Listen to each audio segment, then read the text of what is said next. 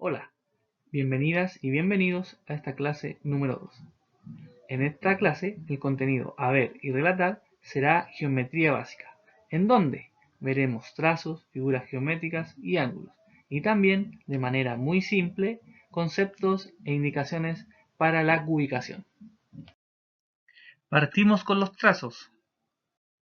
¿Qué son los trazos? La primera figura geométrica más simple que se caracteriza en los trazos es el punto, cuya definición dice que no está definida. ¿Por qué? Porque no tiene una dimensión. Es decir, no tiene un largo, no tiene un ancho ni una altura. Es adimensional. Por ejemplo, una señal que deja la punta del lapicero en una hoja de papel es la expresión de un punto. Pero también podríamos decir que el punto es la intersección de dos líneas. O sea, esto que vemos acá. Eso podríamos definirlo como un punto. El siguiente trazo es la línea. La línea, ¿qué dice en su definición? Que tampoco tiene definición. Podemos imaginar la línea como una infinidad de puntos colocados sucesivamente, estos uno detrás de otro. Como ven acá en la figura, un punto, perdón, sucesivamente al lado del otro me genera una línea. Y dependiendo de la posición en que los puntos están colocados, la línea puede ser curva o recta. Y algunos ejemplos de curva, fíjense, una espiral, estos como olas o mantitos de curva, un arco, un semiarco, etcétera. Es el otro trazo que podríamos categorizar como la línea.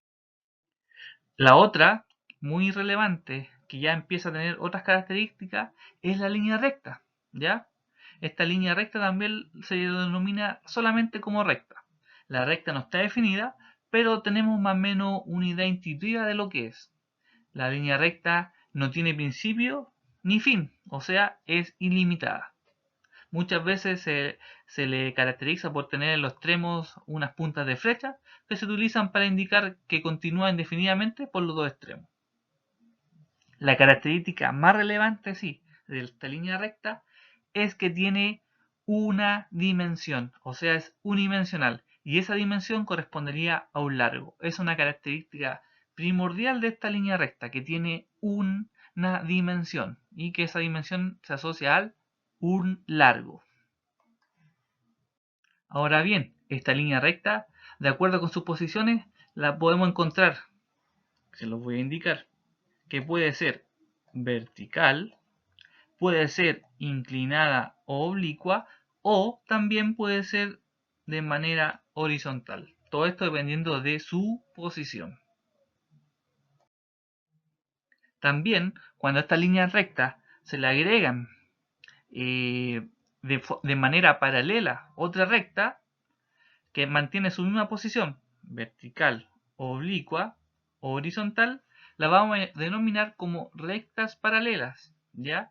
Pero cuando se interceptan entre ellas, le vamos a denominar rectas perpendiculares. ¿Por qué? Porque ahí generamos una intersección. Y la característica de esto es que las rectas perpendiculares forman un ángulo de 90 grados, o sea, ángulos rectos, en su intersección. Dejando de lado ya los trazos, nos vamos a meter de lleno en las figuras. ¿Y las figuras que vamos a encontrar? Bueno, las primeras figuras correspondería a la superficie, que dice que así como una infinidad de puntos forman una recta, una infinidad de rectas podrían formar una superficie. Por consiguiente, imaginemos que la superficie es una infinidad de rectas colocadas sucesivamente. ¿A qué me refiero? Por ejemplo, si juntamos esta línea recta, esta línea recta, esta línea recta y esta línea recta, me genera una superficie plana, ¿ya? O lo que llamamos superficie. ¿Qué es la superficie plana o plano? ¿Ya? Así como el punto y la recta, el plano tampoco tiene una definición, ¿ya? No tiene ni un principio ni un fin. Pero la característica relevante del plano es que tiene dos dimensiones, es bidimensional, que pueden ser largo y ancho, largo y altura, o bien ancho o altura. ¿Ya? Es una característica primordial del plano o superficie plana. Un ejemplo también que usted en su día a día, en cualquier elemento de su cotidianidad podemos encontrar, por ejemplo, es observando una mesa, una pared, un suelo, como vemos en esta imagen. Esta imagen me muestra un suelo, y un suelo que es un plano. ¿Por qué? Porque tiene dos dimensiones. Muchas veces tenemos un ancho y tenemos un largo. Entonces, cuando nosotros nos veamos enfrentados a una superficie que presente dos dimensiones, dos características, un largo y un ancho, automáticamente lo asociamos a que es un plano. Aquí están los ejemplos que yo les nombraba. Por ejemplo, una puerta. ¿Qué tiene la puerta? Tiene un alto y tiene un ancho, por lo que sería un plano. Una hoja de papel tiene un largo, tiene un ancho. Y al igual que también una pared, un alto y tiene un largo. ¿Ya? Entonces, el plano es el conjunto infinito de rectas que pueden formar, se puede formar. Y su característica, la vuelvo a reiterar, más relevante es que tiene dos dimensiones. Eso no se les puede olvidar. Y también, al igual que la recta, el plano adopta posiciones, ¿ya? De manera vertical, puede ser un plano inclinado o puede ser un plano horizontal. Dentro de las figuras también vamos a encontrar figuras planas, ¿ya? Que son porciones limitadas del plano, de la figura que veíamos anteriormente. Las figuras planas se presentan de varias formas, ¿ya? Y está siempre la figura asociada dependiendo su forma. En este caso yo les doy como ejemplo algunas figuras planas que vamos a encontrar dependiendo su número de lados. Por darle un ejemplo, el triángulo. El triángulo tiene 3 lados. El cuadrilátero tiene 4 lados. Y así sucesivamente, estas figuras planas están constituidas por la cantidad de lados que presentan. Ahora, una salvedad de las figuras planas es que cuando tienen sus lados y ángulos iguales se le llaman figuras planas regulares. Algunas de ellas, el triángulo isósceles, el trapecio, trapezoides, el rombo, ¿ya? Estas también son figuras planas. Que es la única salvedad, que son regulares porque tienen sus lados y ángulos iguales. Aquí yo voy a ser nuevamente majadero y tajante. Esta síntesis que les voy a mencionar a continuación es muy relevante. ¿Por qué? Porque me sintetiza lo que habíamos visto anteriormente y me da la oportunidad de yo preguntarle después en una prueba o como desarrollo que ustedes sepan de dónde proviene un sólido geométrico.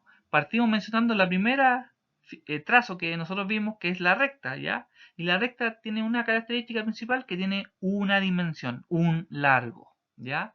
Cuando ya pasamos al plano que se caracteriza porque tiene dos dimensiones, un ancho y un largo, la tercera figura y que nosotros vamos a denominar sólido geométrico y que viene a componer esta síntesis de figura y trazos es cuando yo tengo tres dimensiones, ¿ya? Tengo un ancho, tengo un largo y tengo un alto, que este alto muchas veces se reemplaza o también se le denomina un espesor.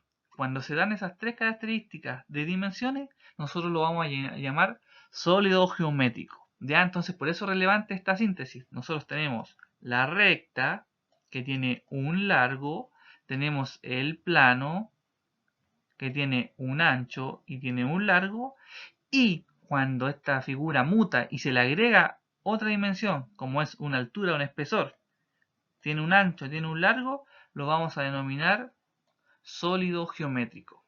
¿Ya?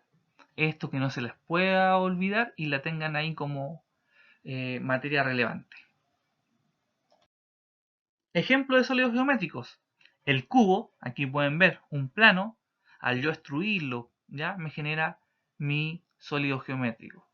Mi prima rectangular, también en su primera fase como plano, que nosotros podemos decir plano, la superposición de varias rectas me genera este plano.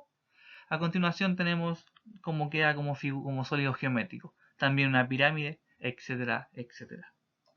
También vamos a encontrar los sólidos de revolución, ¿ya? Que el sólido de revolución es otro tipo de sólido geométrico que puede ser imaginada como la rotación de una figura plana en torno a que, aquí una característica inicial que parte, que lo vamos a ir conociendo a medida que avancemos con las clases, es un eje. Entonces, yo como primero tengo un plano, una figura plana, que en su eje, yo lo pueden ver aquí, yo lo empiezo a girar, ¿ya?